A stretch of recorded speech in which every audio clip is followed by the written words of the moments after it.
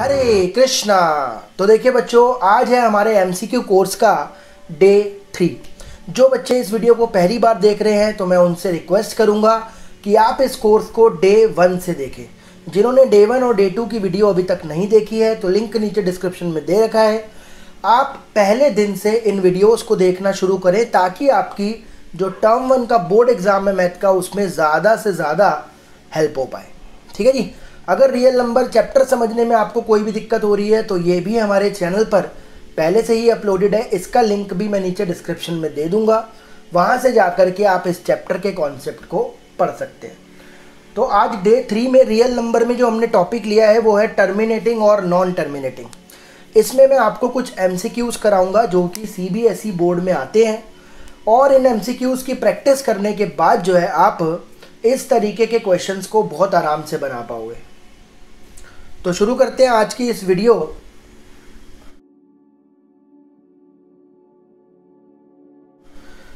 देखिए, सबसे पहला क्वेश्चन है let x is equals to 7/20 into 25 be a rational number. ये एक रैशनल नंबर है। बोल रहा है then x has decimal expansion which terminates after 4 places of decimal, 3 places of decimal, 2 places of decimal और 5 प्लेसेस ऑफ डेसिमल।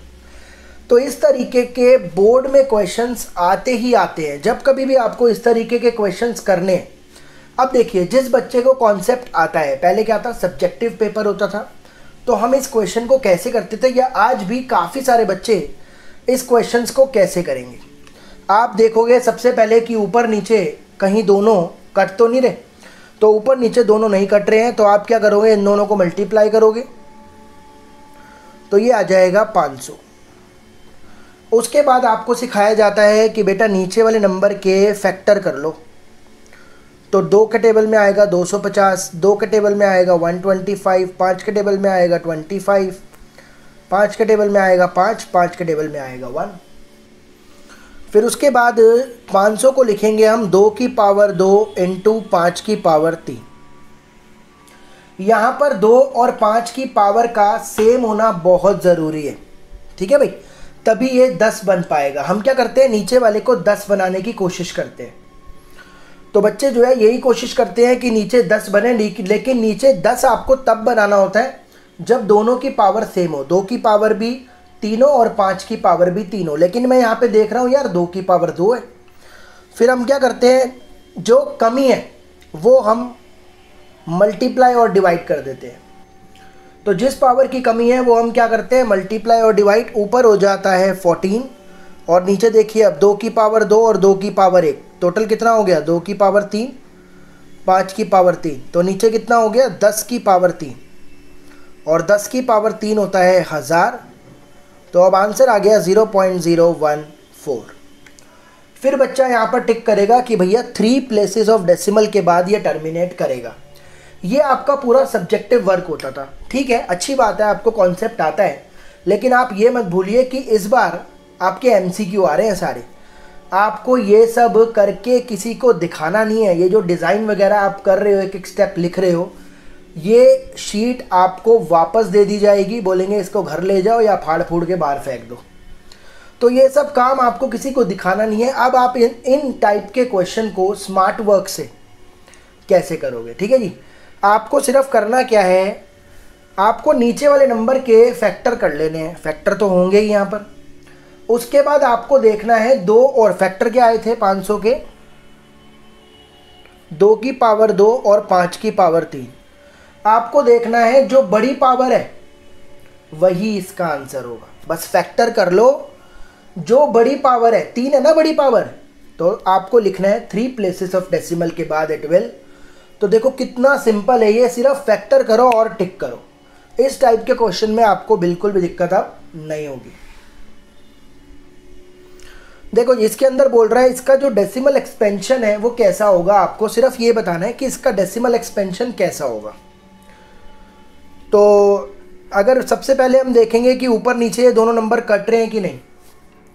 तो अगर मैं बात करूं 9 के टेबल से, 9 7 होता है 63 और 9 8 होता है 72। फिर 7 के टेबल से ये भी कट रहा है, 7 2 होता है 14 और 7 5 होता है 35। तो नीचे क्या बचा, 1 अपॉन में 8 इंटू में 25।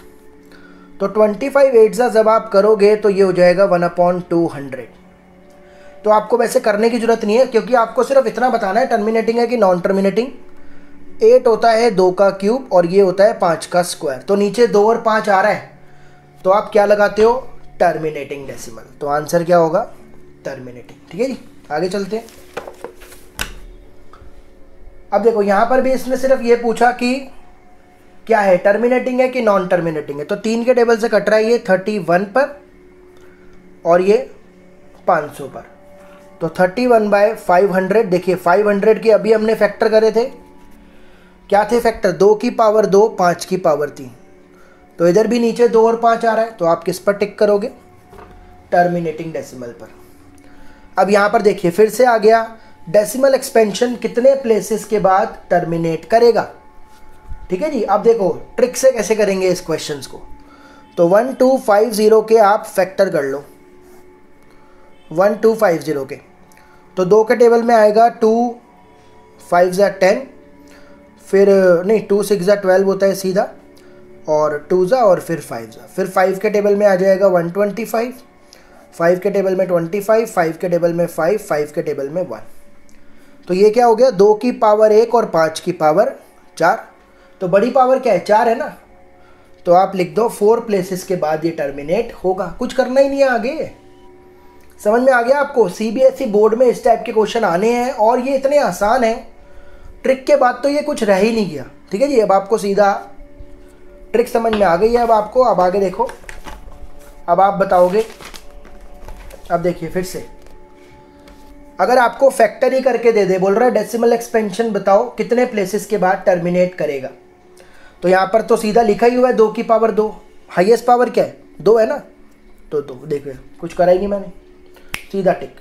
ठीक है जी, यहाँ पर देखो डेसिमल एक्सपेंशन 3 पावर बड़ी है ना, तो देखो 3 प्लेसेस के बाद, कुछ करा ही नहीं।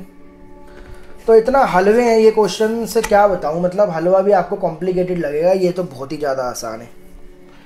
अब बोल रहा है which of the following rational number have non terminating repeating decimal expansion. बोल रहा है नॉन टर्मिनेटिंग रिपीटिंग डेसिमल बताओ इनमें से कौन है। तो ये दोनों कट रहे हैं, पहले 3 के टेबल से ये जाएगा 7 के टेबल से ये जाएगा 11 पर और ये जाएगा 7 3 का।